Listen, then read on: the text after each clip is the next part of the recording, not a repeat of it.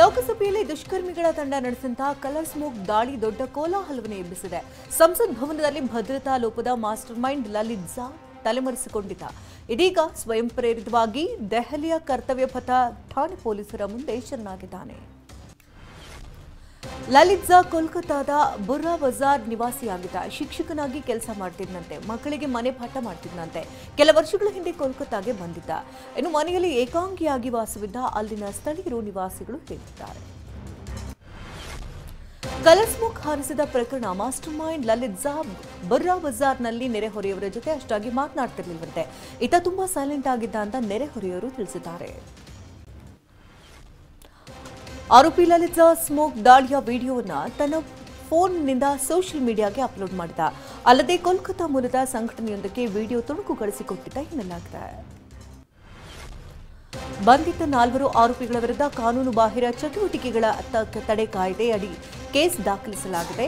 IPC 120B ಮತ್ತು 452 ಅಡಿ case ದಾಖಲಿಸಲಾಗಿದೆ. ಪಟಿಯಾಲ ಕೋರ್ಟ್ ಆರೋಪಿಗಳನ್ನು 7 ದಿನ ಕಸ್ಟಡಿಗೊಪ್ಪಿಸಿದೆ. ಕಿಡಿಗೇಡಿ ಸಾಗರ್ ಶರ್ಮಾ ಹಾಗೂ ಮನೋರಂಜನ್ ಸಂಸತ್ತಿನ ಹೊರಗೆ ಕಲರ್ ಸ್ಮೋಕ್ ಹಾರಿಸಿದ ನೀಲಂ ದೇವಿ ಮತ್ತು ಅಮೋಲ್ ಶಿಂಧೆ 4ರನ್ನು ಪೊಲೀಸರು ಬಂಧಿಸಿದ್ದಾರೆ. ಇದಲ್ಲದೆ ಈ 4ರಿಗೆ ದಾಳಿ ನಡೆಸೋದಕ್ಕೂ ಮುನ್ನವೇ ವಾಸ್ತವ್ಯಕ್ಕೆ ಸಹಾಯ ಮಾಡಿದ್ದ ವಿಶಾಲ್ ಶರ್ಮಾನನ್ನು ಕೂಡ ಬಂಧಿಸಲಾಗಿದೆ.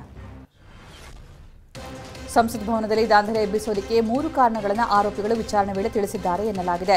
ದೇಶದಲ್ಲಿ ನಿರುದ್ಯೋಗ ಸಮಸ್ಯೆ ಹೆಚ್ಚಾಗಿದೆ. ಇದರಿಂದ ವಿದ್ಯಾವಂತರು ಸಂಕಷ್ಟಕ್ಕೆ ಸಿಲುಕಿದ್ದಾರೆ. ಹಾಗೆಯೇ ದೇಶದಲ್ಲಿ ರೈತರ ತೊಂದರೆ ಸಾಕಷ್ಟು ಸಮಸ್ಯೆಗಳಾಗಿವೆ ಅಂತ ಆರೋಪಿಗಳು ಹೇಳಿಕೊಂಡಿದ್ದಾರೆ ಎನ್ನಲಾಗಿದೆ. ಲೋಕಸಭೆಯಲ್ಲಿ ನಡೆದ ಘಟನೆ ವಿಷಾದನೀಯ, ಖಂಡನೀಯ. ಕೇಂದ್ರ ಸರ್ಕಾರ ತಪ್ಪಿತಸ್ಥರಿಗೆ ಶಿಕ್ಷೆ ಕೊಡಿಸುವ ಕೆಲಸ ಮಾಡಲಿದೆ. ಯಾವುದೇ ಕಾರಣಕ್ಕೂ ಯಾರನ್ನು ರಕ್ಷಣೆ ಮಾಡುವ ಪ್ರಶ್ನೆಯೇ ಇಲ್ಲ. ಪ್ರತಾಪ್ ಸಿಂಹ ಪಾಸ್ ಕೊಟ್ಟ ವಿಚಾರವೂ ತನಿಖೆಗೆ ಒಳಪಡಲಿದೆ ಅಂತ ಪ್ರಹ್ಲಾದ್ ಜೋಶಿ ಹೇಳಿದ್ದಾರೆ.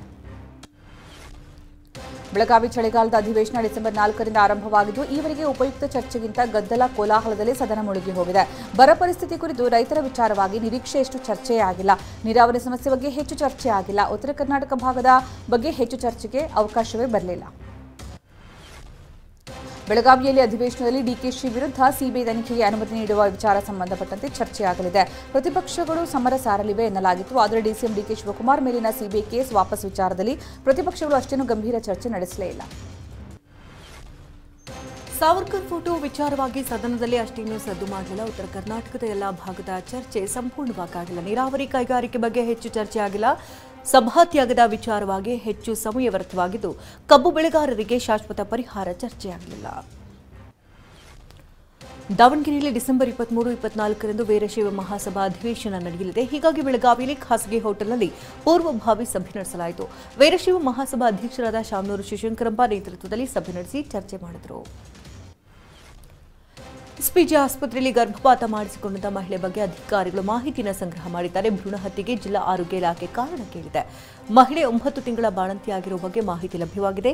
ಹೇಳಿಕೆ ನಂತರ ಮಹಿಳೆ ಫೋನ್ ಸ್ವಿಚ್ ಆಫ್ ಮಾಡಿಕೊಂಡಿದ್ದಾಳೆ. ಸಿಎಂ ಸಿದ್ದರಾಮಯ್ಯ ಡಿಸಿಎಂ ಡಿಕೆ ಶಿವಕುಮಾರ್ಗೆ ದೆಹಲಿ ನಾಯಕರು ಬುಲಾವ್ ಕೊಟ್ಟಿದ್ದಾರೆ. ರಾಜ್ಯ ಕಾಂಗ್ರೆಸ್ ಉಸ್ತುವಾರಿ ರಣದೀಪ್ ಸಿಂಗ್ ಸುರ್ಜೇವಾಲಾ ಬರುವಂತೆ ಹೇಳಿದ್ದಾರೆ. ಡಿಸೆಂಬರ್ 19, 20, 21ರಂದು ಸಿಎಂ ಮತ್ತು ಡಿಸಿಎಂ ದೆಹಲಿಗೆ ತೆರಳುವ ಸಾಧ್ಯತೆ ಇದೆ. ರಾಜ್ಯದ 4 ವಿಮಾನ ನಿಲ್ದಾಣಗಳಿಗೆ ನಾಮಕರಣ ಮಾಡುವ ನಿರ್ಣಯ ವಿಧಾನಸಭೆಯಲ್ಲಿ ಅಂಗೀಕಾರವಾಗಿದೆ. ವಿಜಯಪುರ ವಿಮಾನ ನಿಲ್ದಾಣಕ್ಕೆ ಜಗಜ್ಯೋತಿ ಬಸವೇಶ್ವರ ಹೆಸರು, ಶಿವಮೊಗ್ಗ ವಿಮಾನ ನಿಲ್ದಾಣಕ್ಕೆ ರಾಷ್ಟ್ರಕವಿ ಕುವೆಂಪು ಹೆಸರು, ಬೆಳಗಾವಿ ನಿಲ್ದಾಣಕ್ಕೆ ಕಿತ್ತೂರು ರಾಣಿ ಚೆನ್ನಮ್ಮ ಹೆಸರು, ಹುಬ್ಬಳ್ಳಿ ನಿಲ್ದಾಣಕ್ಕೆ ಸಂಗೊಳ್ಳಿ ರಾಯಣ್ಣ ಹೆಸರಿಡುವುದಕ್ಕೆ ಶಿಫಾರಸು ಮಾಡಲಾಗಿದೆ. ರೋಹಿಣಿ ಸಿಂಧೂರಿ ಹಾಗೂ ಡಿ ರೂಪಾ ನಡುವೆ ನಡೆದಿದ್ದ ಜಟಾಪಟಿ ದೊಡ್ಡ ಸದ್ದು ಮಾಡಿದ್ದು. ರೋಹಿಣಿ ಸಿಂಧೂರಿ ವಿರುದ್ಧದ ಪೋಸ್ಟ್ ಡಿಲೀಟ್ ಮಾಡೋದಕ್ಕೆ ಸುಪ್ರೀಂ ಕೋರ್ಟ್ ಸೂಚನೆ ಕೊಟ್ಟಿದೆ. 24 ಗಂಟೆಯ ಒಳಗಡೆ ಡಿಲೀಟ್ ಮಾಡೋದಕ್ಕೆ ಐಪಿಎಸ್ ಅಧಿಕಾರಿ ರೂಪಾಗೆ ಸುಪ್ರೀಂ ಕೋರ್ಟ್ ಸೂಚಿಸಿದೆ. ರಾಜಸ್ಥಾನ ವಿಧಾನಸಭೆ ಚುನಾವಣೆಯಲ್ಲಿ ಗೆಲುವು ಸಾಧಿಸಿರುವ ಬಿಜೆಪಿ ಸರ್ಕಾರ ರಚಿಸೋದಕ್ಕೆ ಸಜ್ಜಾಗಿದೆ. ಈಗಾಗಲೇ ಶಾಸಕಾಂಗ ಪಕ್ಷದ ನಾಯಕರನ್ನಾಗಿ ಭಜನ್ ಲಾಲ್ ಶರ್ಮಾ ಅವರನ್ನ ಆಯ್ಕೆ ಮಾಡಿದ್ದು ಇಂದು ಅವರು ಮುಖ್ಯಮಂತ್ರಿಯಾಗಿ ಅಧಿಕಾರ ಸ್ವೀಕಾರ ಮಾಡಲಿದ್ದಾರೆ. ಛತ್ತೀಸ್ಗಢ ನೂತನ ಮುಖ್ಯಮಂತ್ರಿ ವಿಷ್ಣುದೇವ್ ಸಾಯಿ ಪ್ರಮಾಣ ವಚನ ಸ್ವೀಕಾರ ಸಮಾರಂಭದಲ್ಲಿ ವೇದಿಕೆಯ ಮೇಲಿದ್ದ ಟೇಬಲ್ ಅನ್ನು ಪ್ರಧಾನಿ ಮೋದಿ ಸರಿಸಿದ್ದಾರೆ. ಈ ಮೂಲಕ ಬೇರೆಯವರಿಗೆ ಸಹಾಯ ಮಾಡಿದ್ದಾರೆ. ವಿಡಿಯೋ ಈಗ ಸಖತ್ ವೈರಲ್ ಆಗಿದೆ. ಬಾಲಿವುಡ್ ನಟ ಶ್ರೇಯಸ್ ಅಲ್ಪಾಡಿ ಅವರಿಗೆ ಹೃದಯಾಘಾತವಾಗಿದೆ. ಮುಂಬೈನಲ್ಲಿ ವೆಲ್ಕಮ್ ಟು ದ ಜಂಗಲ್ ಸಿನಿಮಾದ ಚಿತ್ರೀಕರಣದಲ್ಲಿದ್ದರು. ಶೂಟಿಂಗ್ ಮುಗಿಸಿದ ಬಳಿಕ ನಿನ್ನೆ ಸಂಜೆ ಅವರಿಗೆ ಹೃದಯಾಘಾತವಾಗಿದೆ.